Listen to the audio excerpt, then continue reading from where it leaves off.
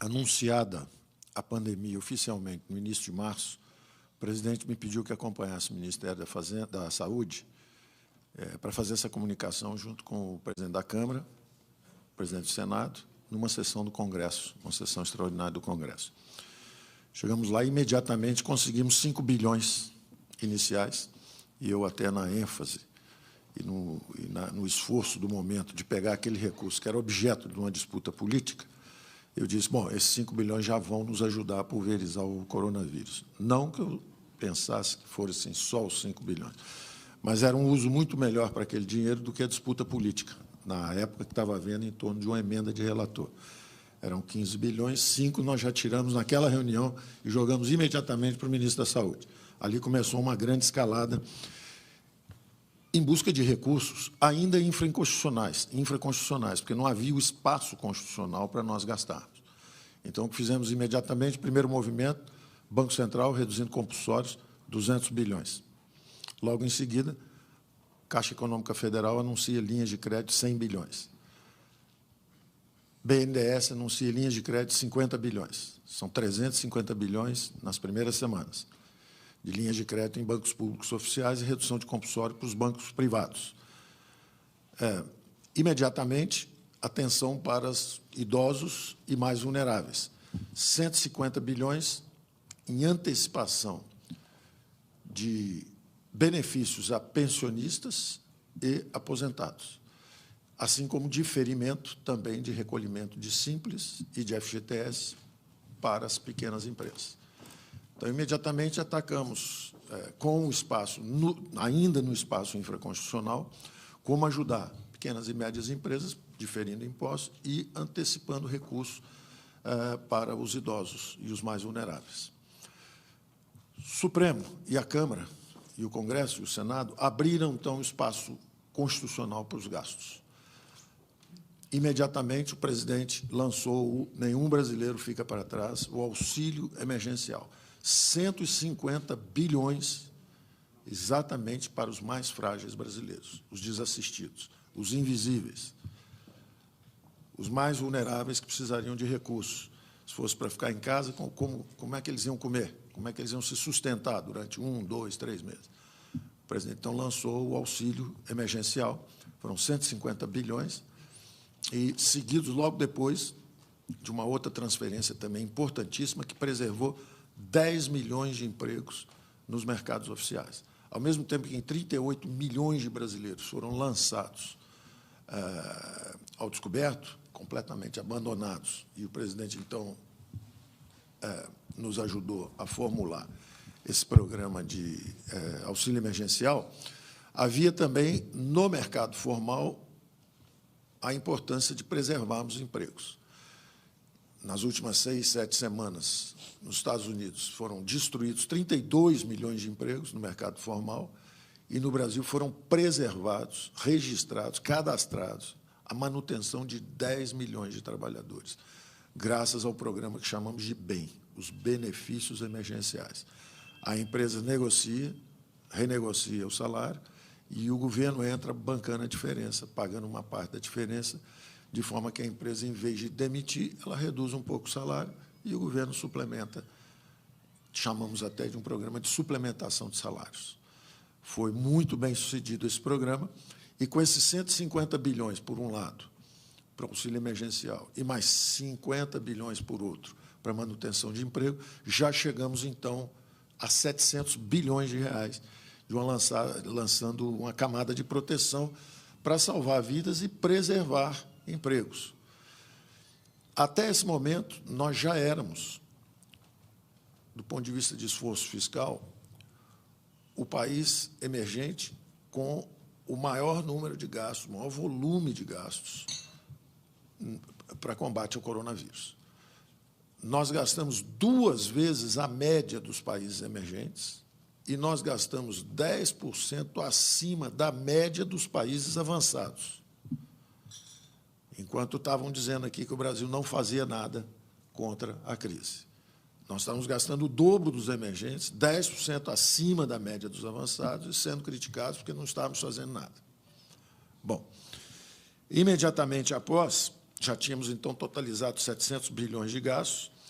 Imediatamente após, fizemos a articulação com estados e municípios. Já tínhamos mandado, antes desse acordo agora, recentemente celebrado com estados e municípios, 50 bilhões para estados e municípios. O presidente sempre disse que o dinheiro tem que ir para a ponta, para onde o povo está. Isso estava totalmente compatível com o nosso programa de Mais Brasil, com o nosso programa de fortalecimento do Pacto Federativo. Então, nós já tínhamos colocado aí quase 50 bilhões em estados e municípios. 10 bilhões foi uma transferência imediata, fundo a fundo, Fundo Nacional de Saúde, para os fundos estaduais e municipais, imediatamente. 8 bilhões, na verdade. Depois, 2 bilhões para o Sistema Único de Assistência Social, totalizando 10 bilhões. Mais 16 bilhões de fundo de participação de estados e municípios. Ou seja, apesar da nossa receita cair, nós garantimos a mesma transferência que fizemos o ano passado para estados e municípios, exatamente para compensar a queda de arrecadação deles, parcialmente. Então, já tínhamos aí mais 26 bilhões. Mais 20 bilhões de securitização, que era um pedido dos governadores. Tínhamos incluído também, antes, 1.200.000 famílias no Bolsa Família, exatamente entre essa dúvida de fraude ou não, existe sempre um processo criterioso para conceder, existe uma fila de 1.200.000 brasileiros desassistidos, e nós, imediatamente, preferimos errar pelo excesso. Bota todo mundo para dentro, depois a gente vê se tem fraude, em vez de ir apurando se tinha fraude para conceder o Bolsa Família. 1.200.000 famílias incluídas em 24 horas no programa. E, além disso, colocando os recursos nos estados e municípios, esses 50 bilhões que nós colocamos. Os governadores vieram, de novo, conversar com o presidente, mesmo depois de nós já termos concedido isso, e, de novo, demos mais 60 bilhões para estados e municípios, mais a rolagem automática de dívida com bancos públicos e outras medidas, como facilitar para os municípios a renegociação de recolhimento da Previdência. Isso tudo totalizou quase 180 bilhões de reais. Então, o Brasil já tinha gasto, a essa altura, 880 bilhões. E aí lançamos as camadas de crédito também, como primeiras reduções de compulsório. Apesar de nós aumentarmos o crédito, em geral, o crédito estava subindo bastante. Os bancos privados aumentando o crédito, até um pouco mais que os bancos públicos, apesar de todas as críticas. Daí aquela expressão que eu usei para o nosso Banco do Brasil, na ocasião, porque os bancos privados estavam expandindo até mais do que os bancos públicos, o que não é aceitável.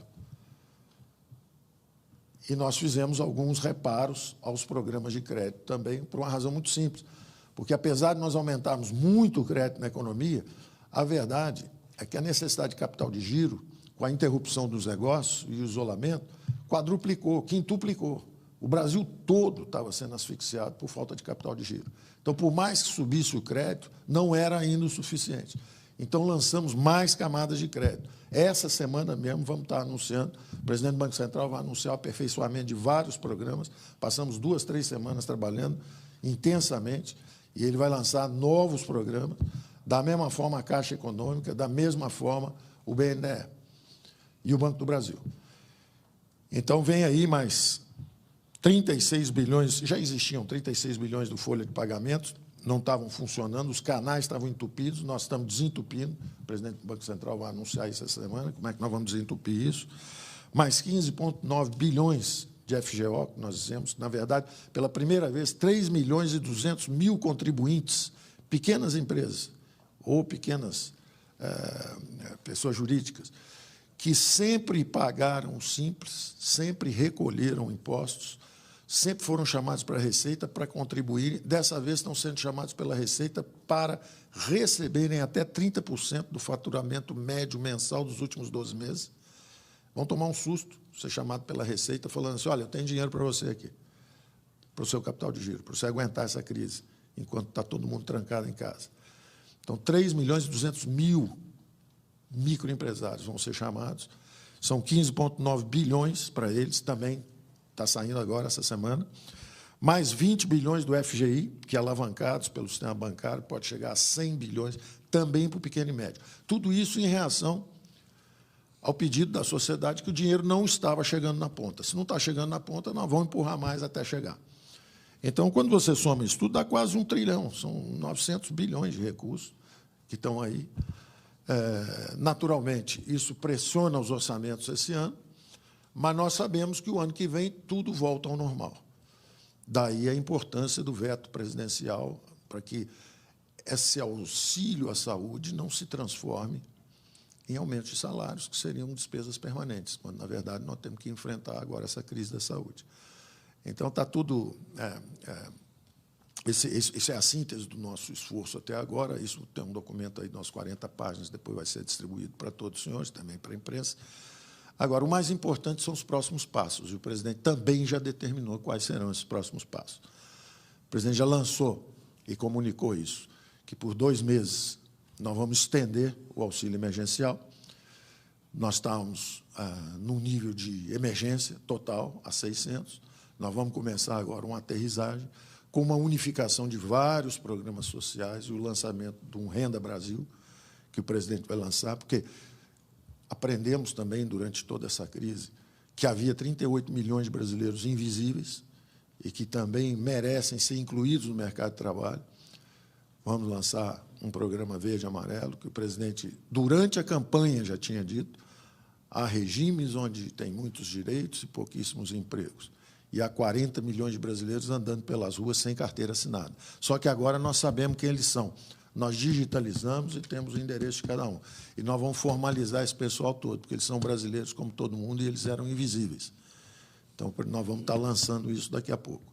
Então, o primeiro passo, vamos lançar essa camada de proteção com a extensão do auxílio emergencial por 2 meses. Enquanto isso, organiza-se a volta, o retorno seguro ao trabalho, dentro dos bons protocolos.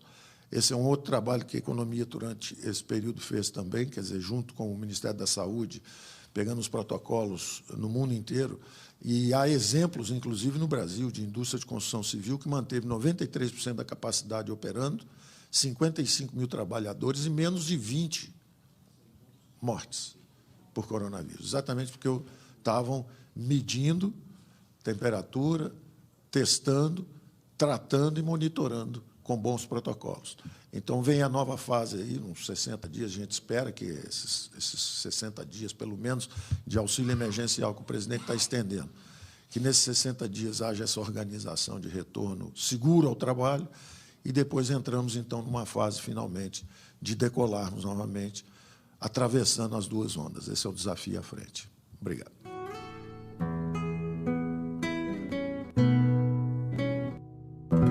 Pátria Amada Brasil.